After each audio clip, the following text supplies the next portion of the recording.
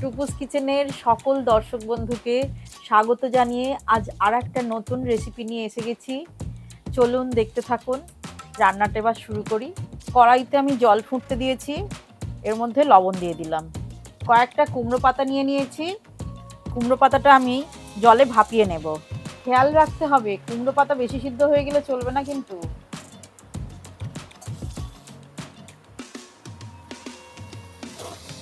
6 piece মাছের জন্য আমি 12 পিস পাতা ভাপাতে দিলাম। নরম হয়ে গেলেই তুলে নেব। পাতাগুলো হয়ে গেছে, এবার তুলে নিচ্ছি।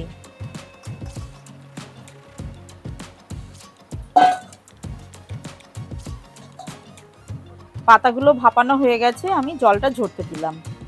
সর্ষেটা আমি আগেই ভিজিয়ে রেখেছিলাম, তার কারণ সর্ষেটা ভিজিয়ে রাখলে খুব সুন্দর বাটা হয়।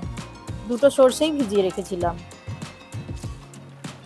কালো সর্ষে সাদা সর্ষের সঙ্গে বেশ কয়েকটা কাঁচা লঙ্কাও দিয়ে দিলাম, একসঙ্গেই বেটে নেব।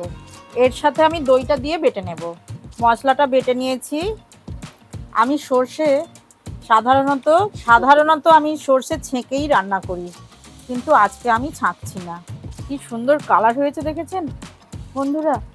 পরিমাণ মতো নুন আমি মশলার মধ্যে মিশিয়ে নিলাম। কিছুটা ভাজা লঙ্কা দিয়ে দিলাম। অল্প পরিমাণ তেল দিয়ে দিলাম।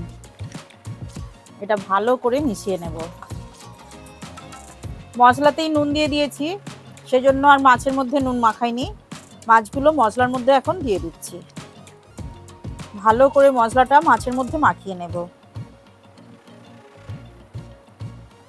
কিছুক্ষণের জন্য এটা চাপা দিয়ে রেখে দেব। মাছগুলো এবার পাতার মধ্যে বেঁধে নেব। তার জন্য আগে একটা সুতো বিছিয়ে নিলাম। দুটো করে কুমড়ো পাতা এর ওপর দিয়ে নিলাম। এর মধ্যে একটা মাছ দিয়ে এইভাবে চারধার থেকে মুড়ে সুতো দিয়ে বেঁধে নেব।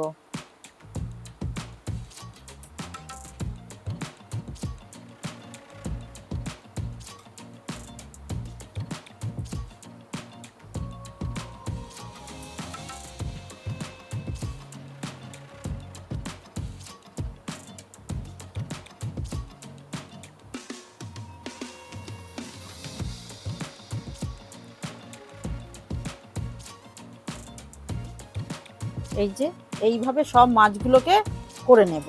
পাতুরিগুলো ভেজে নেবার জন্য কড়াইতে আমি তেল দিয়েছি, তবে অল্প তেল দিয়েছি। এই কম তেলেতেই ভাজবো। এবার একে একে পাতুরিগুলো তেলের মধ্যে দিয়ে দেব। সব পাতুরিগুলো একসঙ্গেই ভেজে নেব। এবার আমি চাপাটা খুলে মাছগুলোকে উল্টে দেব।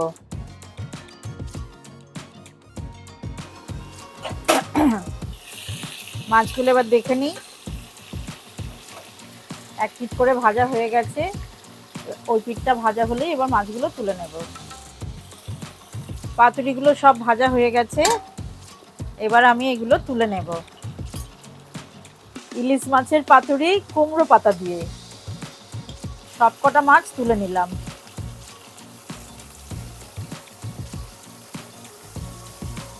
পাতুরি মোড়ার সময় যে মশলাটুকু লেগেছে, আর যেটা বেঁচে গেছে সেটা আমি এই তেলেতে একটু নেড়ে নিচ্ছি জল দিয়ে। বাটি ধোয়া জলটাও দিয়ে দিলাম। 6টা কাঁচা লঙ্কা দিয়ে দিলাম। কাঁচা তেল দিয়ে নামিয়ে নেব।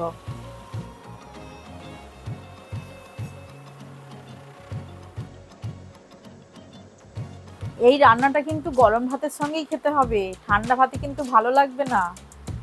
আর খেতে দুর্দান্ত স্বাদের।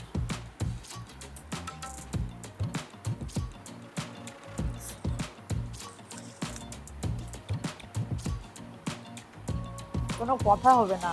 কেমন লাগলো অবশ্যই কমেন্ট করে জানাবেন কিন্তু।